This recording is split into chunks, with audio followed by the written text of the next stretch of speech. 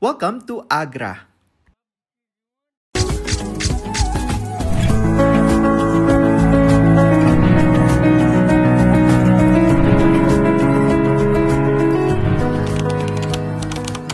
I just arrived here at New Delhi railway station for my train to Agra Kant. So the departure would be around 6 a.m. and then ngayon it's 5:15. In fairness, malapit lang yung tinuluyan kong hotel dito, like less than 10 minutes na walk. So naglakad na ako, although medyo kinabahan ako kasi madilim pa, pero wala pa naman masyadong tao din. I took the Shatabdi Express train pala, and isa ito sa mga flagship trains ng Indian Railways connecting major cities. Fast train ito kaya 2 hours lang ang biyahe from Delhi to Agra. I availed din pala of catering service, so merong tea and milk or chai and biscuit for only 20 rupees na additional fee. Pag longer yung journeys, pwede mag-avail ng hot meals.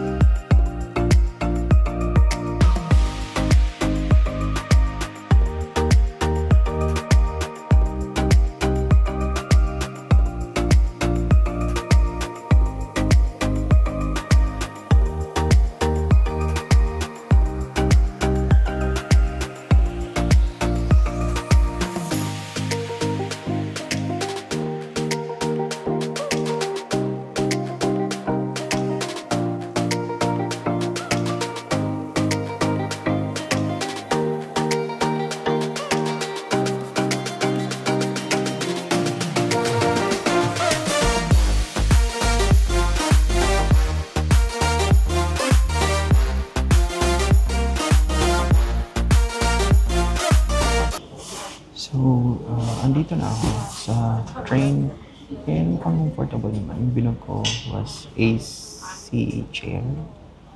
May higher class pa nito yung executive, which is almost times 2 yung fare. So feeling ko okay naman kasi 2 hours lang din naman.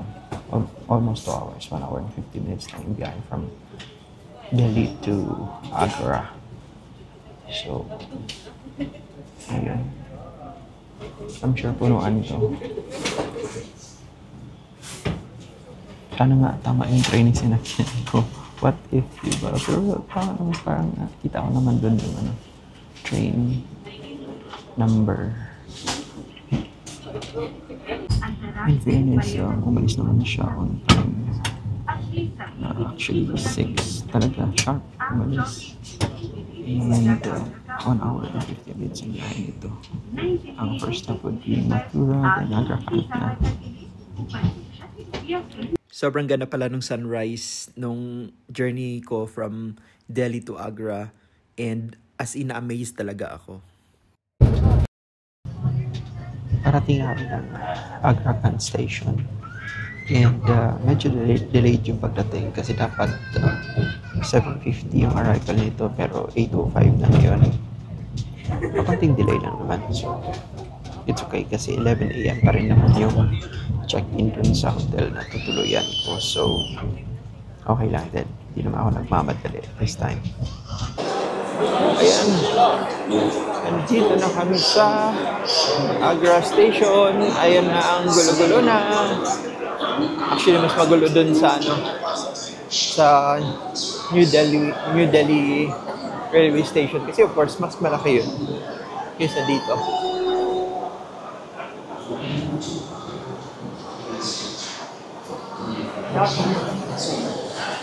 Daming lumapit sa akin ng mga touts.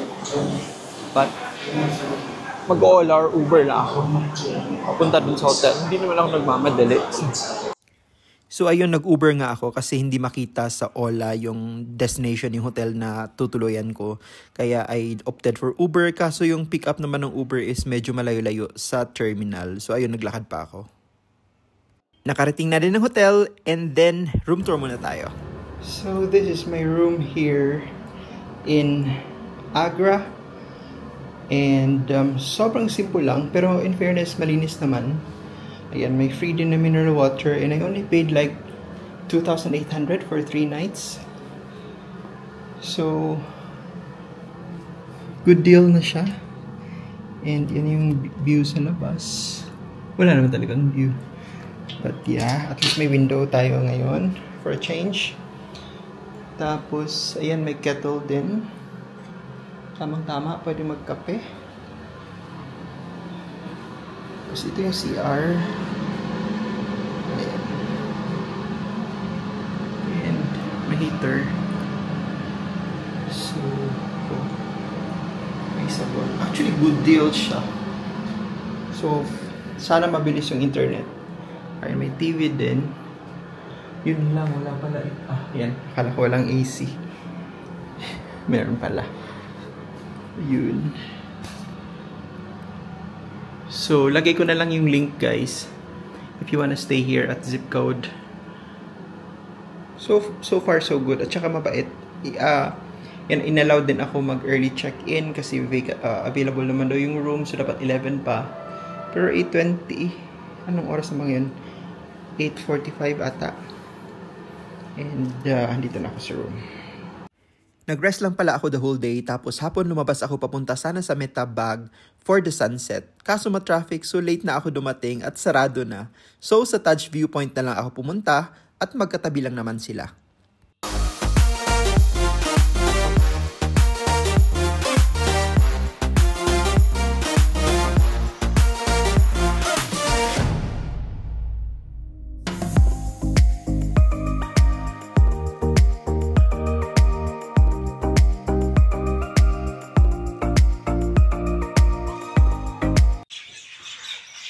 I'm here at Metabag, and the entrance here for foreigners, kasi gabi siya, it's 500 Indian rupees, so pinatulan ko na.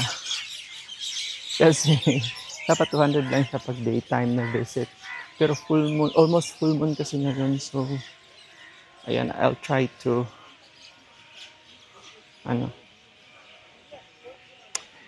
be here ng gabi. And may view ito ng Taj Mahal, of course. Kaya siya mahal.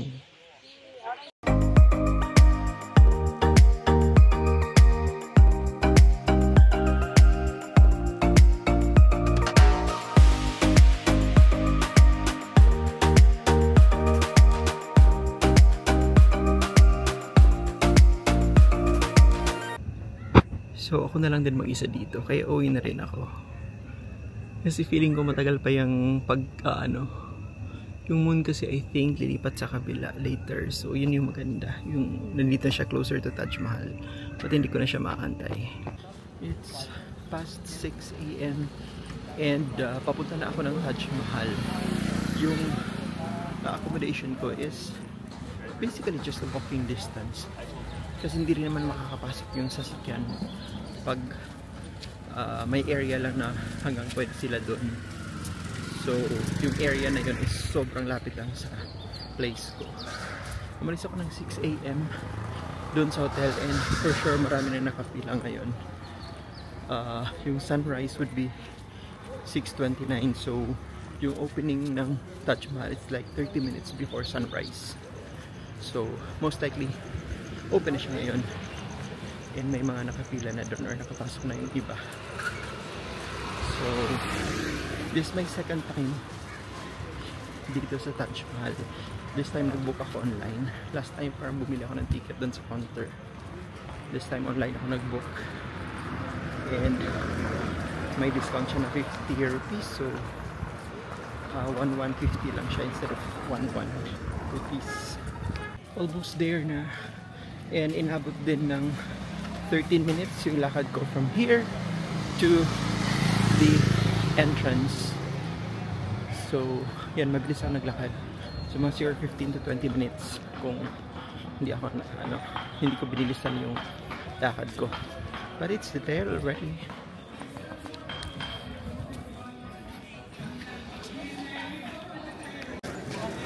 The queue is insane.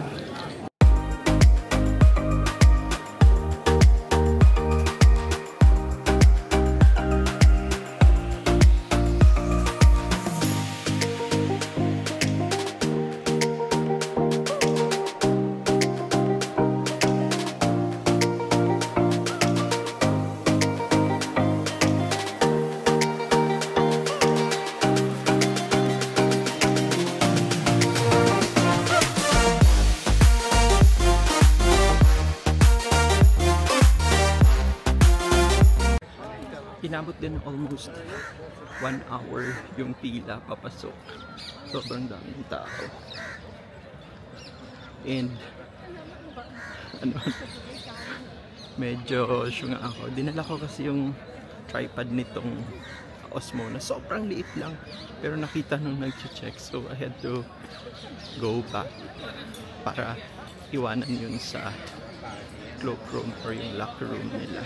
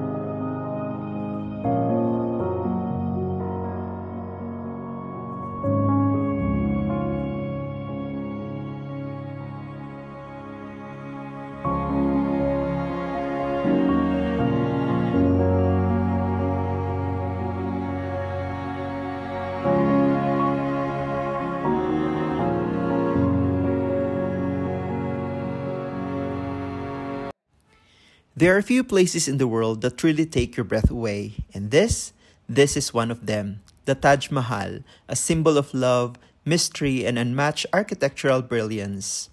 Today, I'm in Agra, India, standing in front of one of the most famous landmarks in the world, the Taj Mahal. Nakita nyo na siguro to in books, movies, and on social media, but trust me, iba when you see it in person, it is something else. The best time to visit Taj Mahal is early in the morning. Mahaba ang pila, but you get a better view and experience of the Taj Mahal. Iba ang glow niya, especially during sunrise.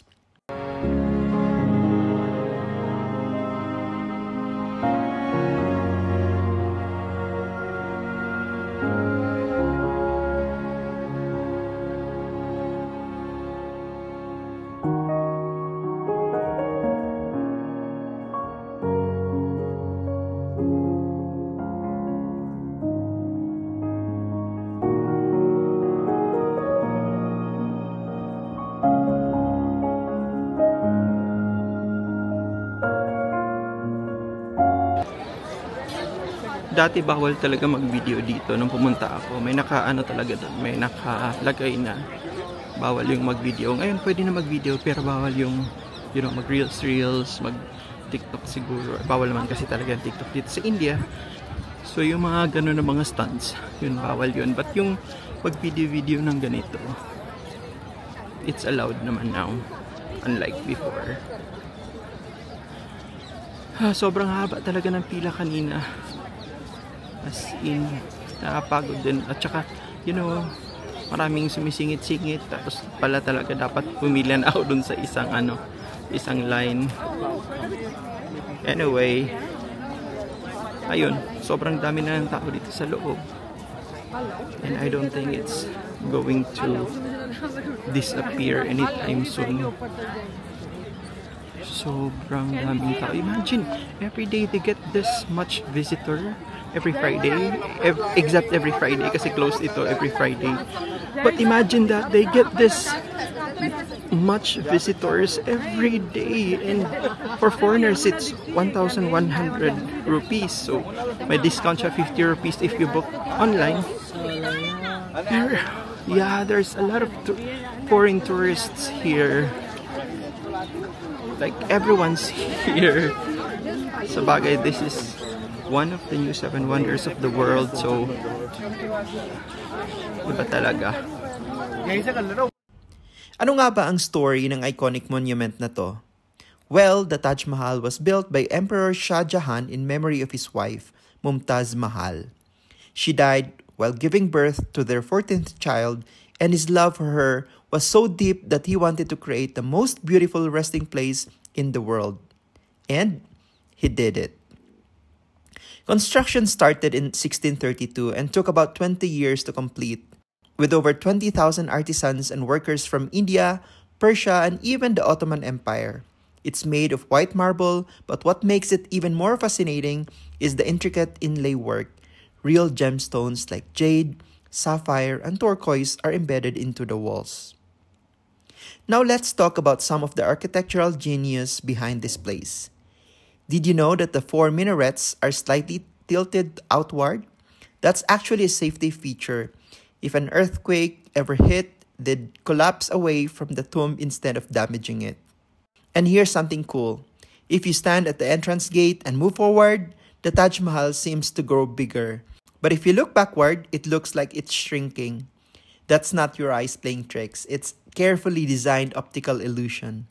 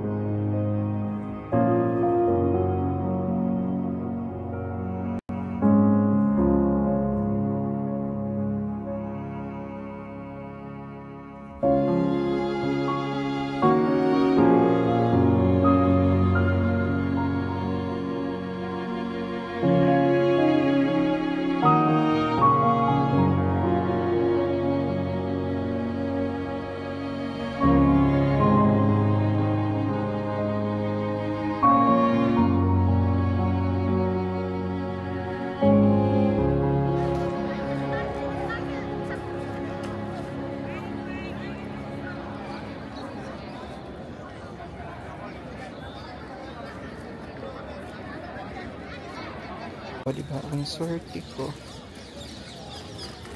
Napansin ko, parang may mainit-init. Ayun, patayahan pala ako ng bird. Ang swerte!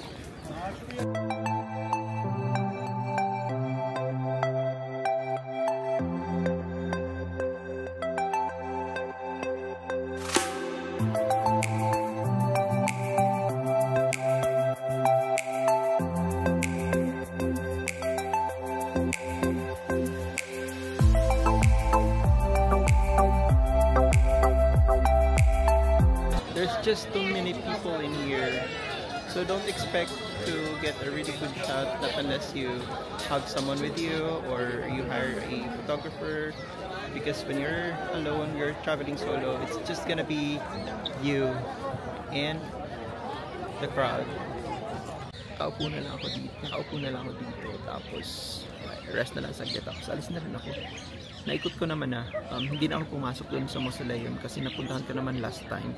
Tsaka bawal din naman mag-picture video doon, kaya hindi na ako bumalik ulit. So, nag-hire pala ako ng photographer. 800 din yung binayad ko, 20 plus 22 na shots, 100 kasi per shot. Tapos ayun, okay naman. At saka mahirap talaga pag solo ka dito, tapos mahirap magpakuha ka man ng picture, talaga may tao or hindi talaga maganda yung result. But at least ayun, 800, magkano din yung sa pesos, 500, not bad na. At saka tinransfer niya naman agad sa phone ko, kaya okay na. Yun din ginawa ko last time, nagpa-picture ako pero different angles yun. This time isa lang kasi wala, tinamad na rin ako actually. Kaya yun, dami pa ring tao, hindi nawawala yung tao. Yung akala mo mawawala na sila, tapos may nadadagdag ulit. Ganun siya dito. So what makes Taj Mahal so special? Is it the love story, the incredible architecture, or the mysteries that still surround it? Honestly, it's all of that and more. It's a place that makes you pause, reflect, and appreciate the beauty of history. Let me know in the comments if you have ever visited the Taj Mahal, or is it in your bucket list? If you enjoyed this vlog, don't forget to like, subscribe, and hit that bell icon for more travel adventures. See you in the next one.